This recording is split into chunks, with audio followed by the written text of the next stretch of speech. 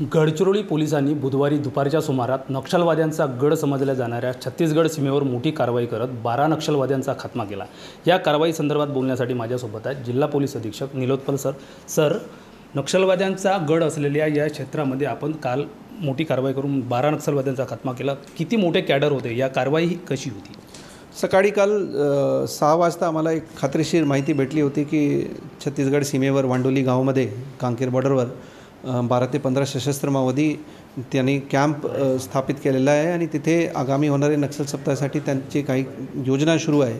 त्या अनुषंगाने प्रचंड पाऊस सुरू असताना आम्ही 200 C60 कमांडो 7 युनिट्स DYSP ऑप्सचे नेतृत्वाखाली आम्ही पाठवले होते आणि एरिया 5 नदी नाले क्रॉस करून जेव्हा आमचे लोक तिथे पोहोचले तर त्यांच्यावर नक्षलवादीने प्रचंड गोळीबार सुरू केला आणि त्यांचे चोख प्रत्युत्तर देण्यामध्ये आमचे 3 जवान गंभीर जखमी झाले। 1 अधिकारी आणि 2 कर्मचारी त्यांना आम्ही हेलिकॉप्टरने बाहेर काढले।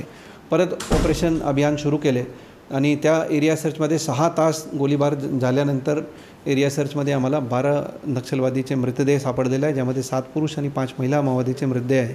3 अतिवरिष्ठ कॅडर आहे डिव्हिजनल कमिटी मेंबर रँकचे, 4 एरिया कमिटी मेंबर आणि 5 प्लेटून मेंबर आहे। एकूण 86 लाख रुपयाची बक्षीस महाराष्ट्र शासनाने त्यांच्यावर जाहीर केले होते।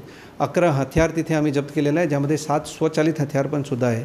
आणि या महिन्यामध्ये हरकत नाही की उत्तर गडचिरोलीचे पूर्ण नक्षल चळवळीचे आम्ही काल खात्मा केलेला आणि दोन्ही दलम टिपागड कोरची दलम आणि चातगाव कसनसूर दलम यांचे पूर्णपणे गडचिरोली पोलिसला समूल उच्चाटन करण्यामध्ये काल अभियानमध्ये यश प्राप्त झालेलं आहे। काल एका लोह प्रकल्पाच्या उद्घाटनासाठी उपमुख्यमंत्री आणि उद्योगमंत्री जिल्ह्यात होते, तिथंही बंदोबस्त होता मोठा।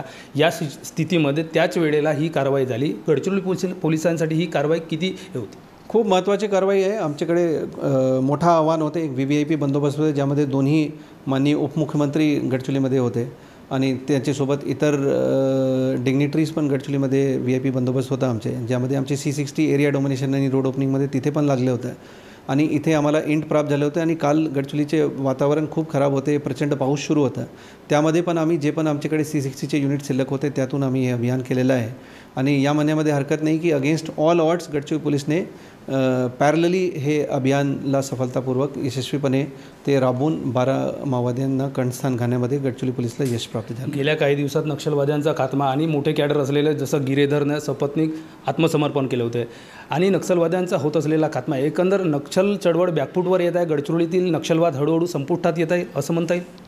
नक्कीच गडचिरोलीमध्ये नक्षल चळवळी बॅकफूटवर आहे, त्यामध्ये म्हणण्यामध्ये हरकत नाही आहे। 1 महिन्यापूर्वी माननीय उपमुख्यमंत्री आणि गृहमंत्री महाराष्ट्राच्या समोर गडचिरोलीचे सर्वात मोठं कॅडरने स्वतः आत्मसमर्पण केलं आहे, त्यानंतर 6-7 वरिष्ठ कॅडरने आत्मसमर्पण केलं आहे।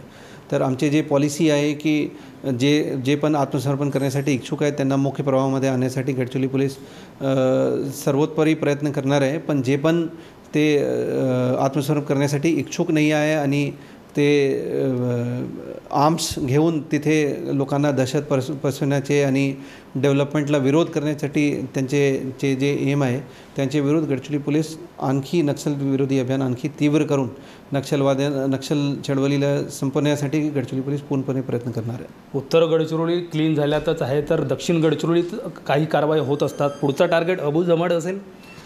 सध्या दक्षिण गडचिरोलीमध्ये 3 दलम सध्या ॲक्टिव्ह आहे, सुमारे 50 सशस्त्र माओवादी तिथे ॲक्टिव्ह आहे, यामध्ये अमुजबाडचे पण समावेश आहे। आणि नक्कीच मागचे 2 वर्षापासून आम्ही साऊथ गडचिरोलीवर खूप भर दिलेला आहे आणि त्या अनुषंगाने आम्हाला विश्वास आहे की पुढचे जे आमचे नक्षलविरोधी अभियान उत्तर गडचिरोलीवर आम्ही आणखी केंद्रित करू आणि तिथे पण आम्हाला असेसारखे यश प्राप्त होणार आहे, याची आम्हाला खात्री आहे।